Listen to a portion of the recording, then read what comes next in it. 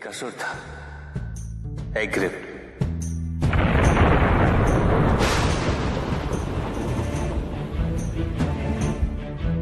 एक दिन वो ब्रह्मलोक गया।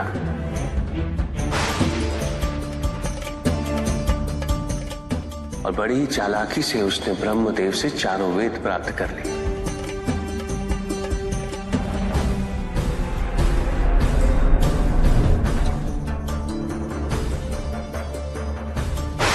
और जाके समुद्र में छुप गया।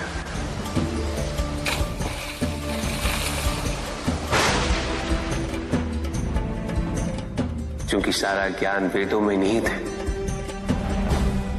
इसीलिए संसार से सारा ज्ञान चला गया। जब अज्ञानता का अंधकार फैलता है तो अधर्म बढ़ने लगता है। भगवान विष्णु सब देख रहे थे। उन्हें ज्ञात था कि शीघ्र पृथ्वी लोक पर प्रलय आने वाला है। एग्रिव के साथ चारों वेद भी लुप्त होने का भय था। ब्रह्मदेव सृजन करता है।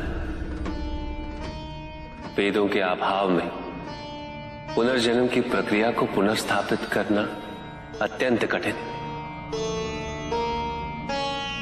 इसीलिए एग्रिव से उन वेदों को पुनः प्राप्त करना अनिवार्य था। तो भगवान विष्णु ने क्या किया? भगवान विष्णु ने एक मत्स्य रूप धारण किया। वो एक मछली बने और नदी में अवतरित हुए। राजा सत्यव्रत स्नान कर रहे थे। एक छोटी सी मछली उनके हाथ में आ गई। इतनी छोटी मछली? भगवान विष्णु? हाँ, राजा सत्यव्रत उस मछली को जल में छोड़ने जा ही रहे थे कि उस मछली ने बड़ी मछलियों का भय जताते हुए उनसे विनती की। उनसे कहा कि वो उसे अपने साथ ले चले। राजा सत्यव्रत अत्यंत दयालु थे। मछली को अपने कमंडल में शरण दे दी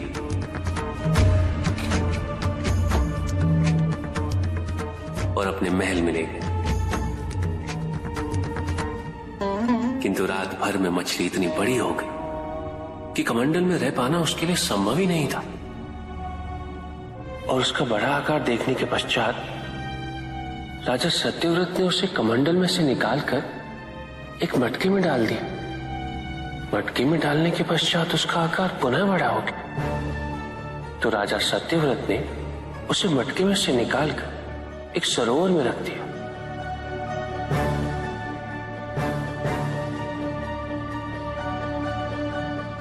किंतु उस एक ही रात में सरोवर में रखने के पश्चात भी उसका आकार इतना बड़ा हो गया कि उसे नदी में रखना पड़ा। किंतु नदी में रखने के पश्चात भी उसका आकार पुनः बड़ा हो और इतना बड़ा हो गया कि यदि उसे महासागर में नहीं रखा जाता तो उसकी मृत्यु निश्चित थी। राजा सत्यव्रत उसे महासागर की ओर ले गए।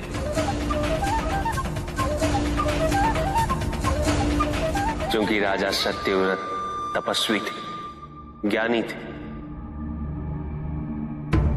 उन्हें आभास हुआ कि ये कोई साधारण मछली नहीं, ये स्वयं साक्षात भगवान विष्णु ही है। भगवान विष्णु राजा सत्यव्रत की उदारता से अत्यंत प्रसन्न थे। इसीलिए उन्होंने राजा सत्यव्रत को मत्स्य रूप धारण करने का कारण बताया। साथ ही उन्होंने सत्यव्रत से कहा कि आज से 7वें दिन प्रलय आएगा, समस्त पृथ्वी जल में समा जाएगी। किंतु आप सप्त ऋषियों के साथ साथ अनाज, वनस्पति व अशुद्धों की प्रत्येक प्रजाति के बीज और प्रत्येक पशु का एक एक जोड़ा लेकर एक विशाल नौका में सवार होकर मेरी प्रतीक्षा कीजिएगा। केवल एक ही स्थान ऐसा होगा जिसकी ऊंचाइयों को जल छू नहीं पाएगा। मैं लौटूंगा और आपको वहां लेके चलूंगा। ऐसा कौन सा स्थान था?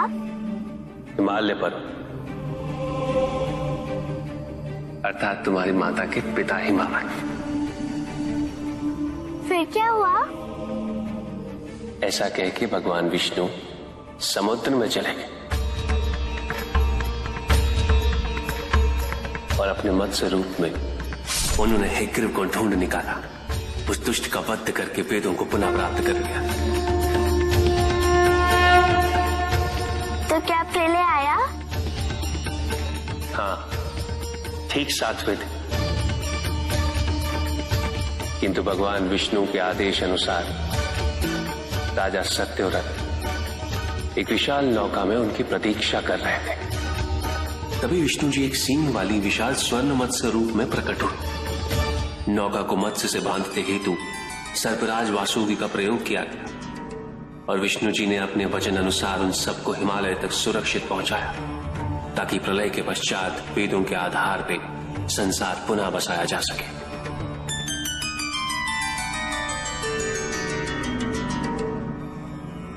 राजा सत्यव्रत मनु कहलाए। मनु अर्थात मानव जाति के प्रजनक। इसी प्रकार भगवान विष्णु ने न केवल वेदों को पुनः प्राप्त कर लिया, अपितु समस्त संसार का कल्याण भी। अर्थात भगवान हर संकट में अपने भक्तों की सहायता अवश्य करते हैं।